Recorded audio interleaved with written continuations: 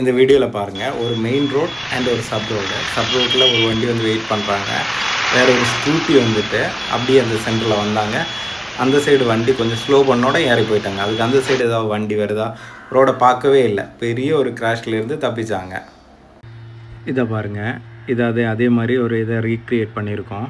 இங்கேருந்து பைக் வருது, அங்கே 2 கார் வருது. இந்த கார் ஸ்லோ பண்ணுறப்போ இவர் ஏறி போயிருந்தால் அந்த காரை ஓவர்டேக் பண்ணி வர பைக்குக்கு இவங்கள எந்த வியூவுமே இல்லை. இப்போ இவருக்கும் அந்த பைக் வர தெரியாது, அந்த பைக்குக்கும் இவர் இங்கேருந்து போகிறாங்கன்னு தெரியாது. ஏன்னா மறைவில் கார் இருக்குது. அப்படி அந்த சிச்சுவேஷனில் தான் க்ராஷ் ஆகுது. நம்ம என்ன பண்ணணும்னா, வெயிட் பண்ணி அந்த கார் அந்த இடத்துலேருந்து போனதுக்கப்புறம் நம்ம 2 சைடும் பார்த்து எந்த வண்டி இல்லைன்னு கன்ஃபார்ம் ஆன பிறகு மட்டும்தான் அதிலேருந்து வண்டியை மூவ் பண்ணிட்டு போகணும். அவசரப்படாமல் பொறுமையாக நின்று யோசித்து போகிறப்ப எந்த ஒரு விபத்தும் வராது. சேஃபாக ட்ரைவ் பண்ணுங்கள்.